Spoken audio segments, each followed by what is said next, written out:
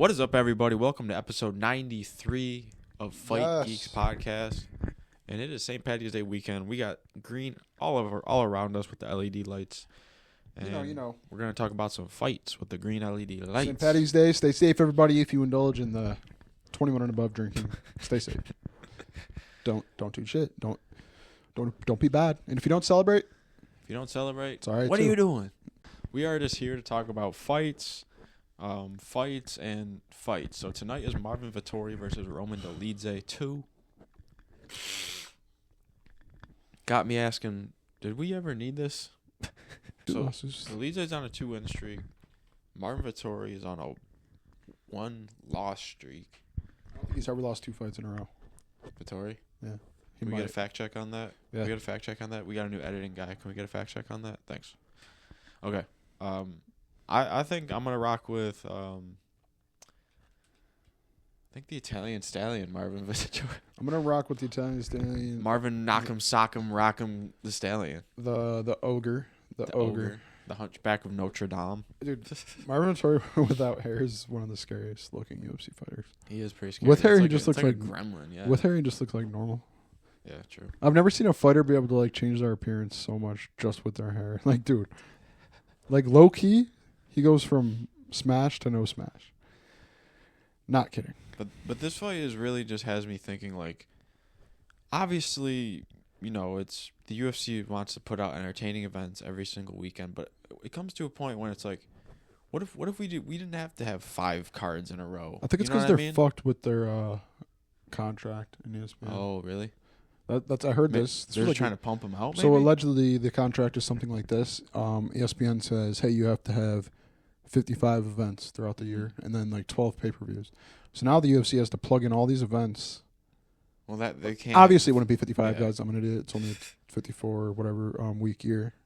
So something along the lines of, hey, you got to put on 30 events and this many pay-per-views. And it's the UFC's fault too for also signing that and then being able to not put on up to par fights. So the price is going up too. Exactly. So I think now, I'm sure you saw the news today about how they're trying to get that deal with Netflix once their deal with the ESPN.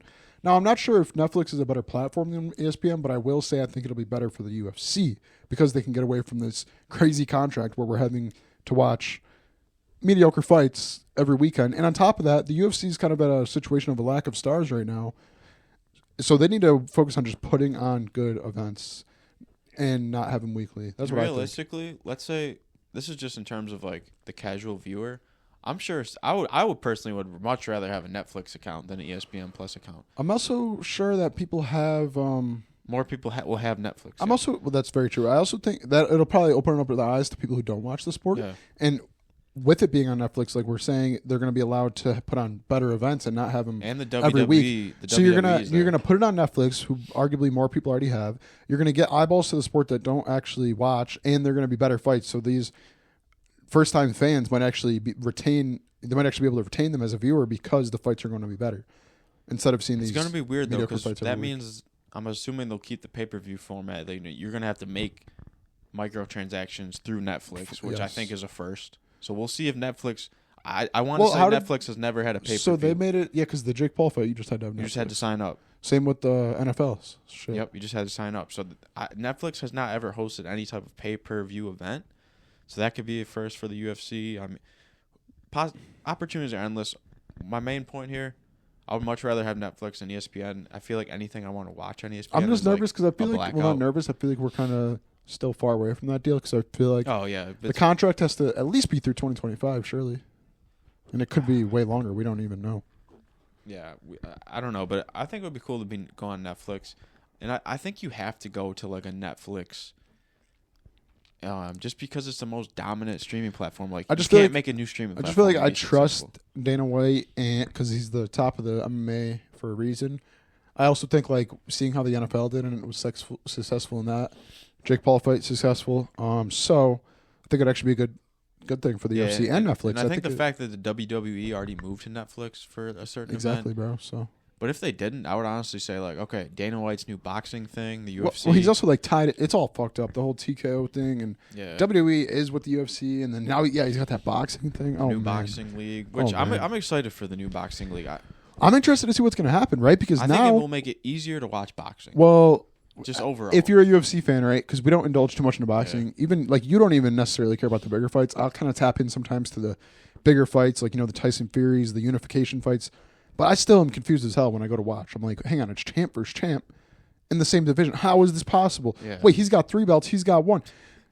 Dana White's not going to do that shit. In his boxing league, there's going to be 1 belt per division. I'm just in a weird situation where Dana White, I feel like for the first couple of years, it's no way it's going to be good. He's not going to be getting Canelo Alvarez, all these big names, right? All these big. Unless they're they drop there. like $1 billion. I could imagine Canelo Alvarez to Dana White's new boxing league for $1 billion. What about this? What is Dana White going to pay the boxers? Because boxers get paid. You know what I mean? So I think it's going to lack. Starters don't. It's going to lack a start. Well, yeah, it's a known fact that starting boxers, like the shittier ones that just get knocked out, they get paid like $5,000 to show up.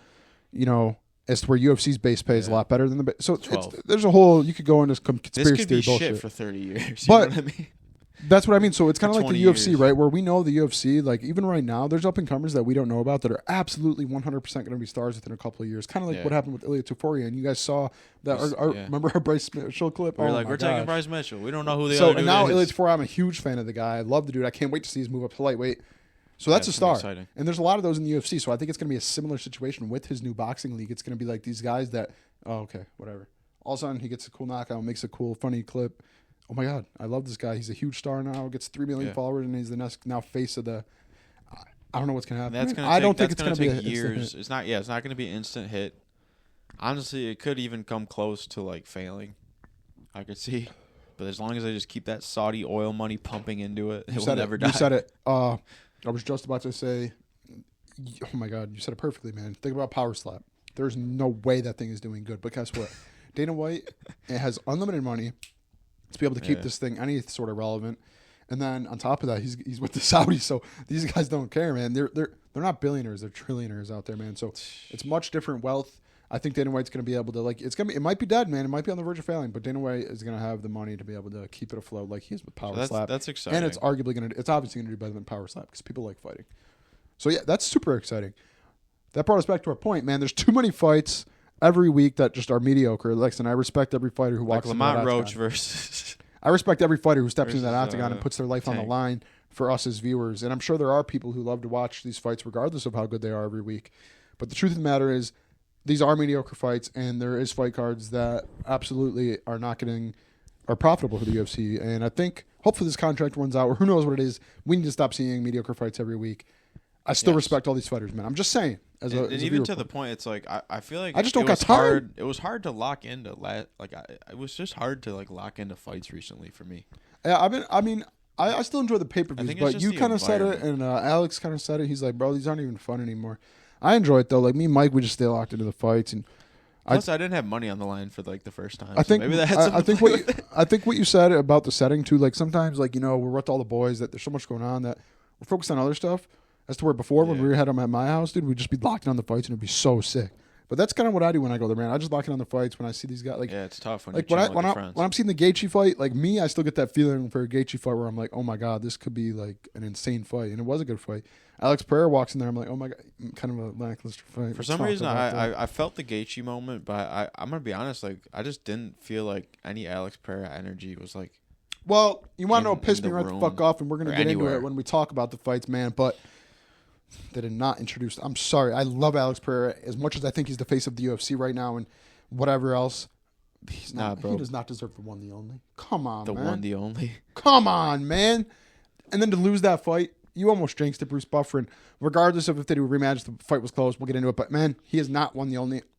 I love Alex Pereira, but he's not one, the only. He's not deserved to be on that list. Big Ankh is the one and the only. There is no, he's not. He went into a split draw in a title fight. He also never will get that fucking shit either. Respect to Ankalaev. He won that fight. No respect to Ankalaev. I actually have more respect for Ankalaev now because as soon as he won the belt, he's calling out John Jones on Twitter. He's calling out. He's funny as hell. He walked the talk. He talked so much shit on Twitter. He did. He won. That's all that matters. He won. That's all that matters. Correct. But also, it's like when you have your boss saying beat a champion in a decision is a whole task in itself. When your boss doesn't want you to be the champion, though, it's just not. That means you didn't put on a good performance. And we see that with Bilal Muhammad. It's unfortunate. Listen, I love Ankalaev, bro. I love him as a champ, man. I honestly kind of love Muhammad too. I like Bilal Muhammad, especially because like he kind of plays into like the nobody. I like Bilal Muhammad. I don't love him. He's not one of my favorite fighters, but I don't like that Dana White disrespects fighters and gives credits to the losers. He's done it in like the past couple of fights where he gave Sean Strickland credit for losing, he gave Izzy credit for losing, and now he gives Pereira credit. And now he actually did. You're actually funny. And he gave Pereira credit for but now Ankalaev wins. It's I was bored, and then Bilal Muhammad wins. It's well, he didn't do anything, and it's just like blatant disrespect towards fighters that have literal star power. We know Bilal's not a huge name. We know Big Ank's not a huge name, man. Yeah.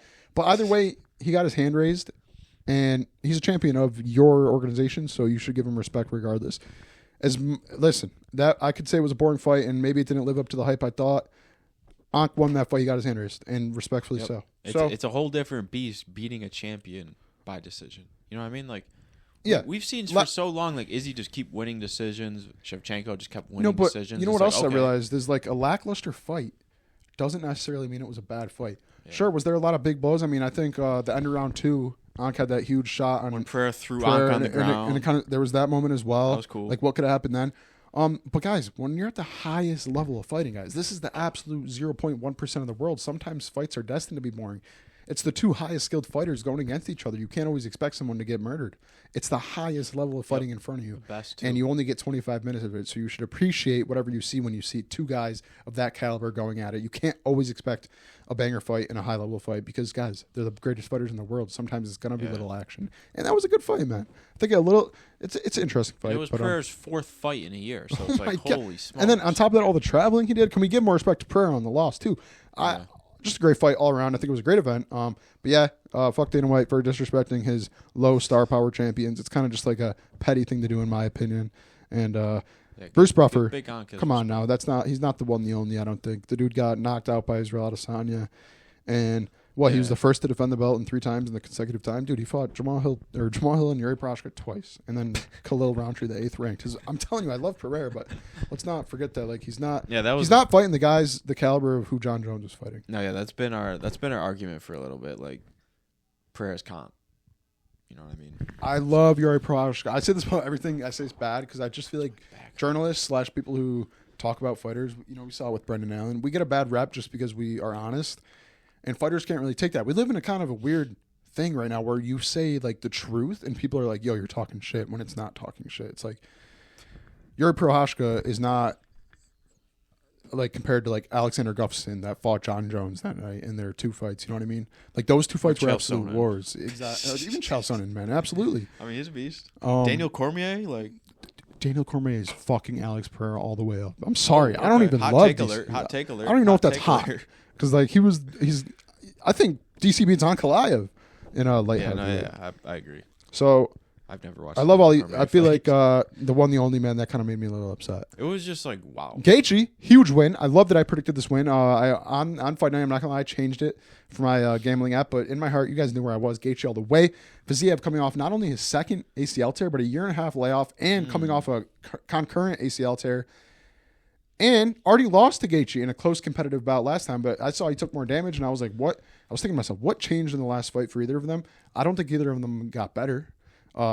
Justin Gaethje got knocked the fuck out, and then Fiziev went on his second ACL tear. So there was I didn't see improvement of either fighter in the last fight, so I was like, I feel like the odds makers are kind of right, but I think Gaethje pulls this off with the fact that he was coming off a 1.5 layoff and, losing his last 2 fights. So I thought it was a pretty easy pick to go Gaethje there. Based off that knowledge. No one improved. He was underdog in that too, which was kind of crazy. Made no sense. But it looks like Gaethje will end up getting the title shot in the lightweight division. Dana White's so funny. It's not deserved, but whatever. We'll take it. I mean, it comes to a point where it's like who even deserves to a point, it? Are we just stat padding Islam Makhachev to become like the new GOAT? Like, bro. Yeah. He fought though. He defended against a featherweight. The same people who Khabib fought against. Thank you. And not even like just fought against. We're talking 5-6 years ago. Who it was Poirier's. It was Poirier's 3rd title shot. If he wouldn't have won, that would have been embarrassing. And then on top of that, he almost went to decision. Islam's my favorite Dagestanian because he actually brings it and goes to war. Same. Khabib was like, I'm gonna smash you, and he would smash you, but he'd take you to the ground right away. Islam will literally stand with the best striker in the division. And then make it seem like it's such a close fight, but when it comes to the ground, he'll just end up finishing you in like 2 seconds. I actually like Islam as a fighter, but man, I mean, you're right though. Who else is like deserving? That's why I feel like it's disrespectful to not give it to Armin. I get he pulled out. I forgot about Armin. I get he pulled out 24 hours before the fight, but Shit. He knows the caliber of Islam Makhachev, knowing he had already lost to him earlier on in his career. Why would he go into that fight not 100%? I don't care if it's fight day, fight night, 20. I don't pull out.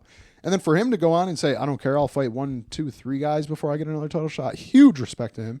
Because I'm fighting for that. I'm saying, fuck you. I want my title shot because I deserve it. Dude, do I know what I'm kind of thinking? Like, if I'm Islam Makhachev, I want Arman. yes, exactly. Because it's like, how many fights do I really have left? I don't want to. I don't see Islam going out on like 6 losses, 4 losses. Well, right now he's in the prime of his life, but we know how UFC Prime works, guys. It's right here. But it's like, do you want to use one of your shots on Gaethje? Thank you. It's like, why not just go against someone deserving? Like, yeah, is Arman the legacy of Gaethje? No, but when you think about it, like He's the best fight right to now. fight and skill pound for pound. Yes, thank you.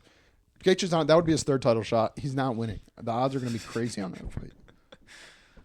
Gaethje sucks in title fights. Okay, it's been proven. Yeah. He should have. Listen, man. Dude, that both Oliveira Gaethje and Poirier should have beat Oliveira. They both should have raised the belt on and their Chandler. nights. They both dropped him twice. There's a clip of literally Oliveira being like, "What did it feel like when you just sat back on your back, like when Gaethje hit him with the right and he just sat back? It was kind of weird." He's like, "I literally couldn't see, so I just sat down."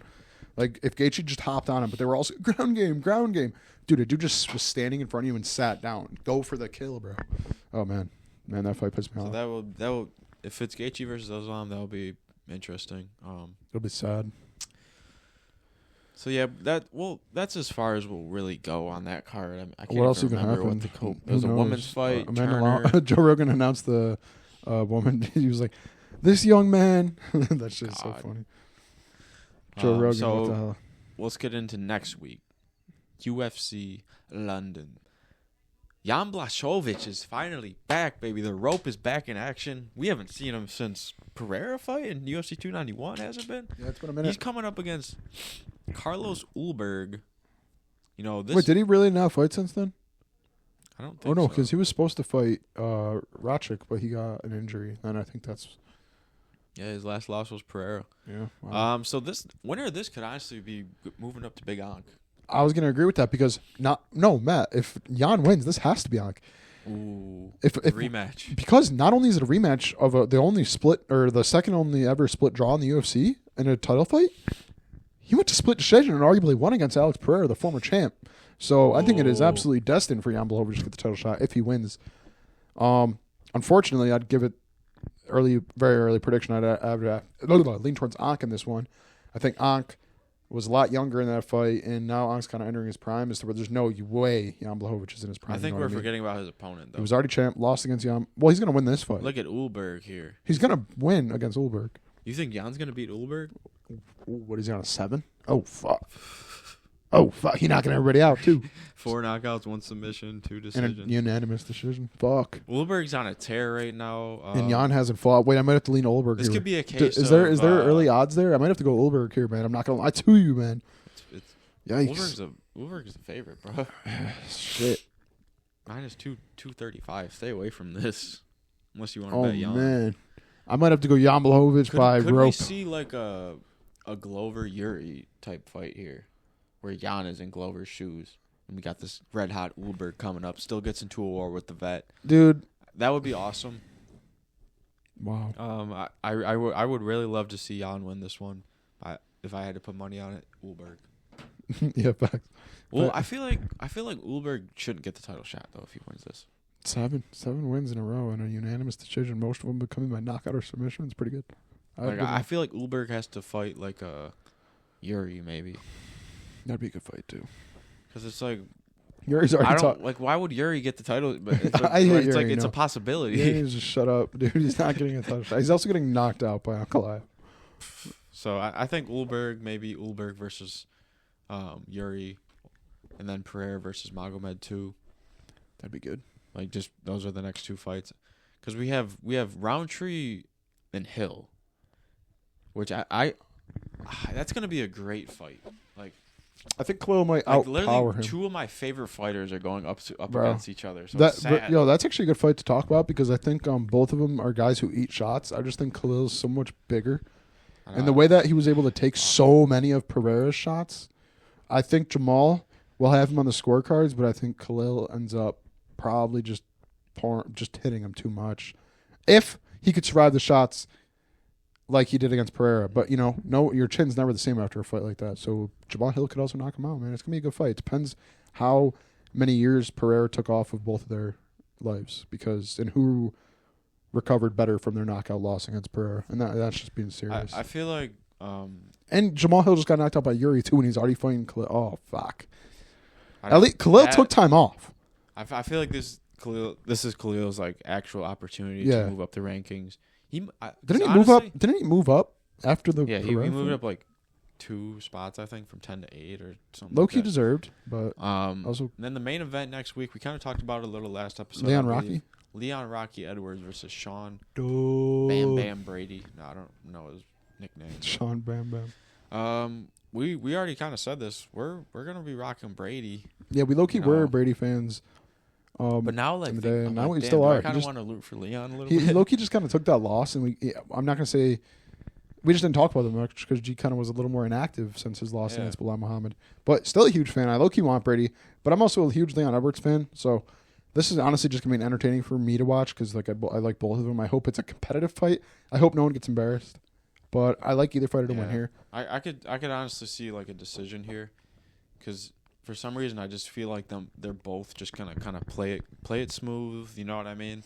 Well, I think if I don't see anyone taking risks for some reason, which kind of sucks to say, but I just don't. I think if Sean Brady wins, he'll probably end up taking Leon to the mat, similar to like a Bilal Muhammad situation. Yeah, true. I forgot about wrestling. And I agree with you. I think if Leon wins, it's going to be kind of he just out kickboxed him. I think if it stays on the feet, he'll be able to beat him.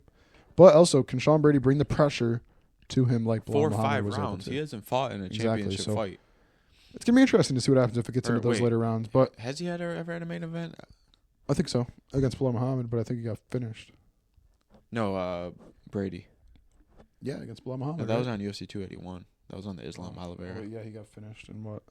I don't think so. I don't know. I don't think he's ever. Even if he had went 5 rounds, he's never went 5 rounds. Yeah, true. So this is going to be an interesting fight next week at London. Yeah, but Bilal Muhammad's beatdown of Leon Edwards needs to be studied. It was actually pretty impressive. Well, it was just like when you were to like before that fight, straight up put a gun in my head and be like, "Who's a better wrestler, Kamaru Usman or Bilal Muhammad?" I'd be like, "Kamaru Usman." And I'd say the same thing about Colby Covington. I'd say Colby Covington was a better wrestler than Bilal. But Bilal was the only one who seemed to be able to walk through Leon's pressure and leg kicks and just take him down for 5 consecutive rounds and arguably not even make a close fight, right? I mean, the second fight with Kamaru Usman was a split decision. It was a close fight. The Colby fight was pretty one-sided, but still not like a dominating, huge. Like I wasn't like, oh my gosh. The Bilal Muhammad fight was very dominating, and it was what I thought Colby and Kamaru should have done. That changed so much, but yeah, it's gonna be a great fucking fight, and I'm excited. Nice. Hopefully something happens. For the final segment today, we're gonna be going through 9 UFC questions, and I'm gonna read off the question that I formulated, and then we're both gonna say what our answer would be to that question at the same time. And if we get it right, we get a point. No, and if we get it wrong, we get a punishment. My goal is guess the same fighter. Oh no, I thought it was guess a different fighter. But no, I don't care how we play. The same would be way harder. So we gotta try to get the same. Oh, we're trying to get the same. I formulated a list of 9 questions. We're gonna both try to guess the same answer to that question because it will just be cool.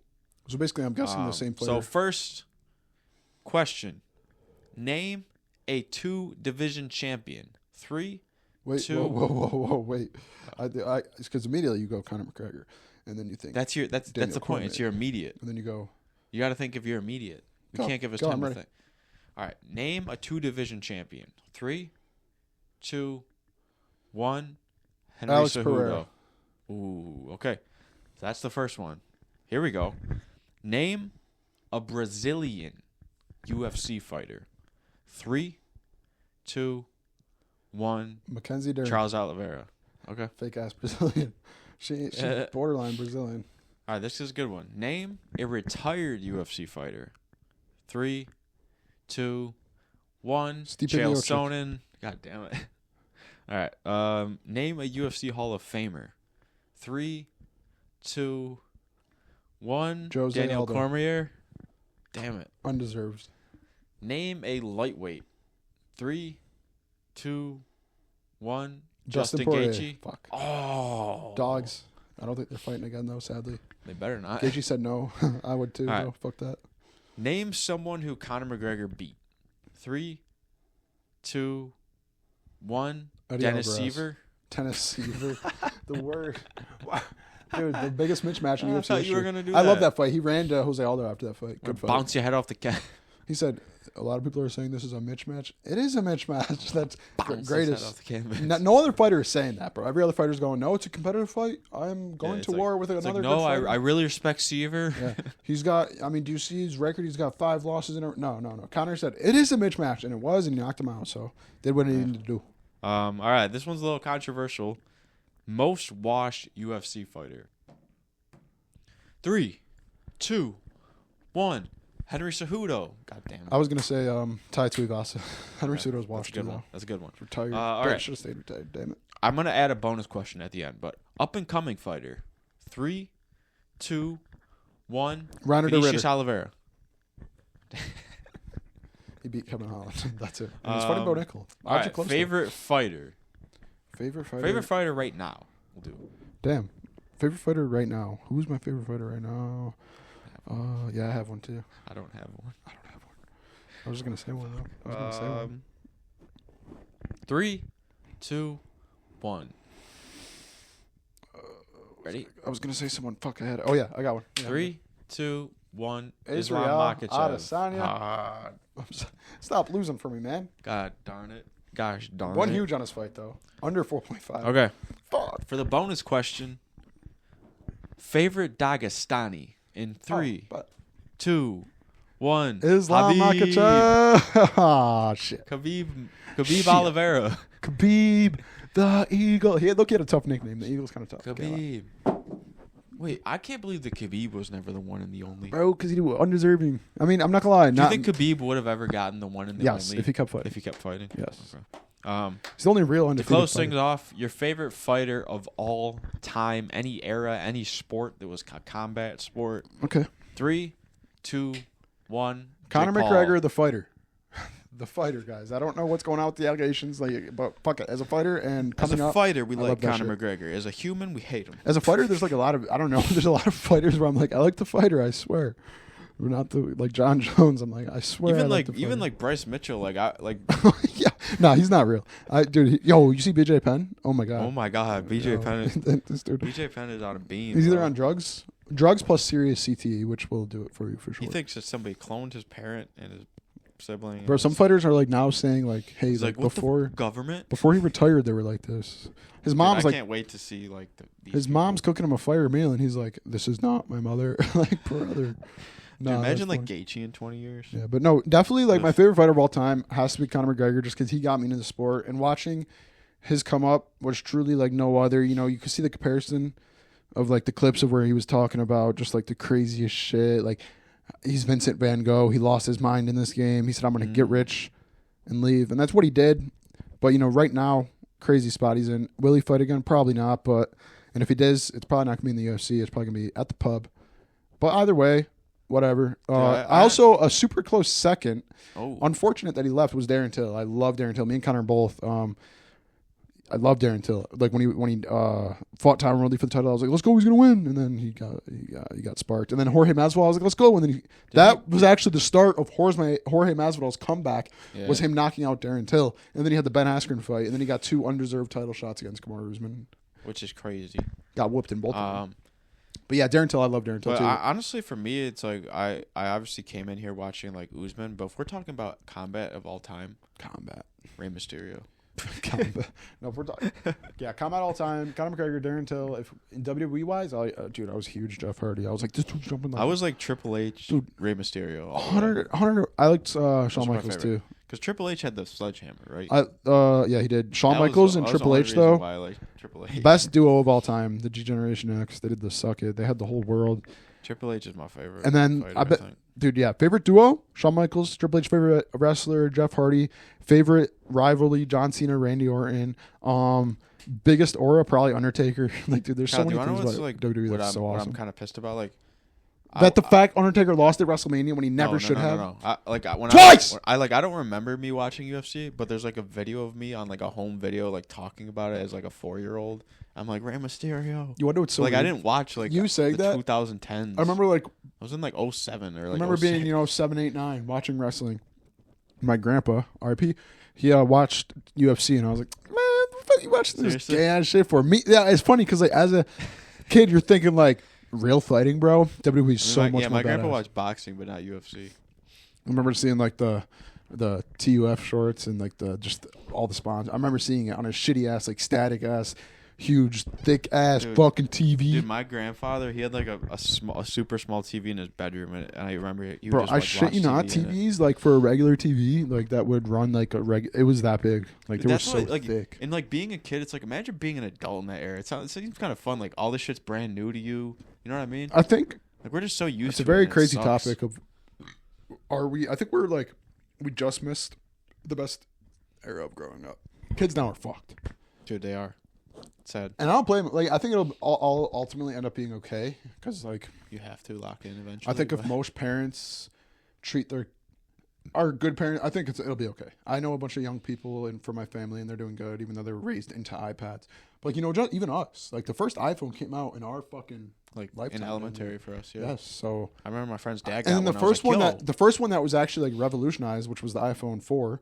Like actually, you could do stuff. Like I remember Joe had the iPhone 3. It didn't do anything. Did you have the iPod Just Touch? call and make messages. My mom, I did get. I was an iPad. That was my guy. first I had ever iPad touch. for a while. iPod Touch. My mom got the iPhone 4 the day it came out, bro, and I remember holding it like, oh my god, this is I was playing Doodle Jump.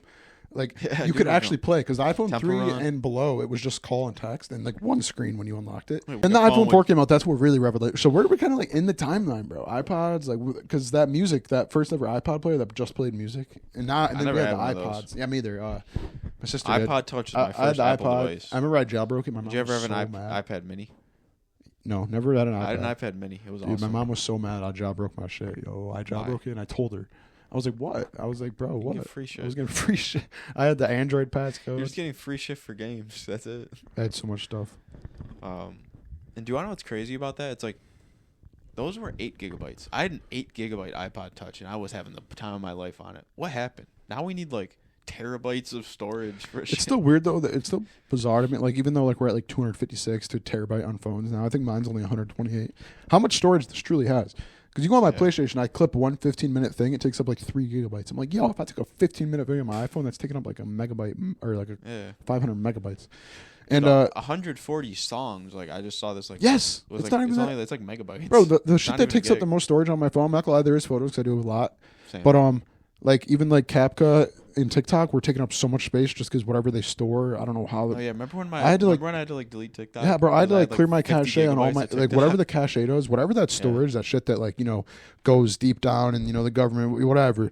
That stuff that gets stored, bro, takes so much storage that if you clear your cache or just delete the app, get it back, dude. Yeah. Oh my god, save a lot of storage. But yeah, shout out phones for low key being good on storage, even though it's getting a little out of hand. But also like, bro, not shout out phones because we're so reliant on Consoles them. And are- we need to look at them. yo, you 500 want to know what sucks is when I times a day. broke my phone a couple of years back, and I was like, I went like 2 weeks without one. I was like, low key, these bitches is worth the price that they put on them.